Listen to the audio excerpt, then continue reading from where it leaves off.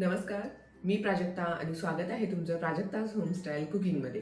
आज आपण बनवणार आहोत 3 वेगवेगळ्या प्रकारच्या झटपट बनणाऱ्या आणि उन्हाळ्यासाठी परफेक्ट अशा लस्सी रेसिपी. तर आज आपण बनवणार आहोत मँगो, गुलकंद आणि पिस्ता लस्सी. चला तर मग जरा हे वेळ न घालवता रेसिपीला सुरुवात करूया. सगळ्यात आधी आपण मँगो लस्सी बनवणार आहोत. तर त्यासाठी इथे मी पाऊण वाटी दही घेतलेलं आहे. घट्ट दही आहे हे. तर हे आपण मिक्सरच्या भांड्यामध्ये घालून घेऊया आणि त्यासाठी छोटी वाटी आंब्याची प्युरी घेतलेली आहे. म्हणजे जर सेम वाटीने घेतले तर अर्धी वाटी आंब्याची प्युरी आहे, बिना साखर घालता घेतलेली आहे ती. आता आपण यामध्ये 3 चमचे साखर घालून घेऊया. साखर तुम्ही तुमच्या आवडीनुसार कमी किंवा जास्त करू शकता. आणि थोडंसं जायफळ खिसून घ्यायचं आहे यामध्ये. आता याला झाकण लावून आपण हे मिक्सरमध्ये फिरवून घेऊया. आणि तुम्हाला जर पातळ लस्सी आवडत असेल तर यामध्ये तुम्ही अर्धी वाटी दुधाचाही वापर करू शकता. पण मला घट्ट लस्सी हवी होती म्हणून मी दुधाचा वापर केलेला नाही. लस्सी बनवून तयार झालेली आहे. आता आपण ग्लासमध्ये ओतून घेऊया. बघू शकता एकदम घट्ट आणि एकदम मस्त लस्सी झालेली आहे. तर वरून आपण सजावटीसाठी थोडेसे मँगो कट केलेले आणि ड्रायफ्रूट्स घालून घेऊया. त्यामुळे एकदम छान दिसते लस्सी.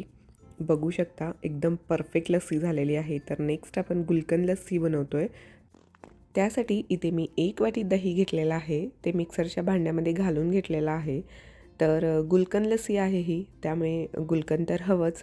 तर मी 1 चमचा गुलकंद घेतलेला आहे इथे. 1 चमचा बास होतं लस्सीसाठी. आणि त्यामध्ये 1 चमचा रूअफजा घालून घ्यायचा आहे.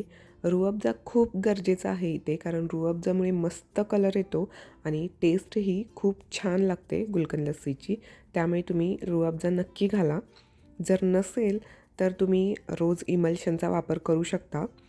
तर यामध्ये आता 2च चमचे साखर घालून घ्यायची आहे आपल्याला, कारण गुलकंद आणि रूअफजा दोन्हीमध्ये साखर असते. त्यामुळे गुलकंद लस्सीसाठी साखर जास्त लागत नाही. आणि थोडंसं जायफळ खिसून घेऊया. तर हे आता आपण मिक्सरला फिरवून घेऊया. बघू शकता जसं जसं लस्सी मिक्स होते तसं त्याला खूप मस्त रंग येत आहे. लस्सी बनवून तयार झालेली आहे ती ग्लासमध्ये घालून घेऊया.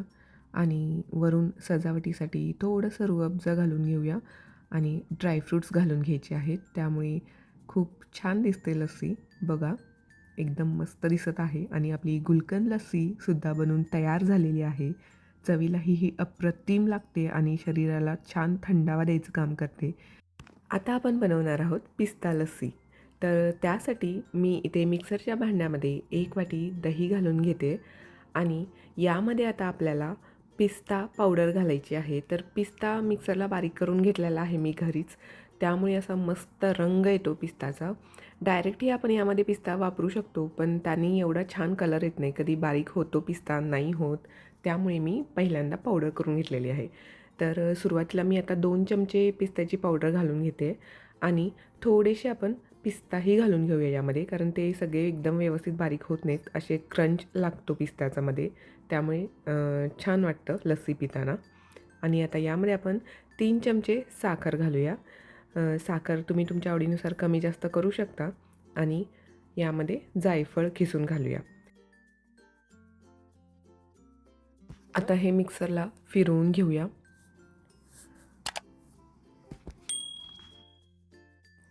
लस्सी बनवून तयार झालेली आहे, तर ती ग्लासमध्ये ओतून घेऊया. आणि वरून सजावटीसाठी थोडेसे पिस्ता आणि बाकीचे ड्रायफ्रूट्स वापरून घेऊया. पिस्ता लस्सीसुद्धा बनवून तयार झालेली आहे. खूप मस्त दिसत आहे आणि चवीलाही अप्रतिम लागते. तर याचबरोबर आपल्या तिन्ही लस्सीच्या रेसिपी बनवून तयार झालेल्या आहेत. खूप मस्त दिसत आहेत आणि कलर बघू शकता, अगदी पेस्टल कलर आलेला आहे याला. तर तुम्हाला या तिन्ही लस्सीपैकी कोणती लस्सी सगळ्यात जास्त आवडली हे मला कमेंट करून नक्की सांगा. आणि व्हिडिओ जर थोडाही आवडला असेल तर चॅनेलला लाईक आणि सबस्क्राईब नक्की करा. आणि तुम्हीसुद्धा या उन्हाळ्यामध्ये मस्त रिफ्रेशिंग लस्सी नक्की बनवून बघा. धन्यवाद.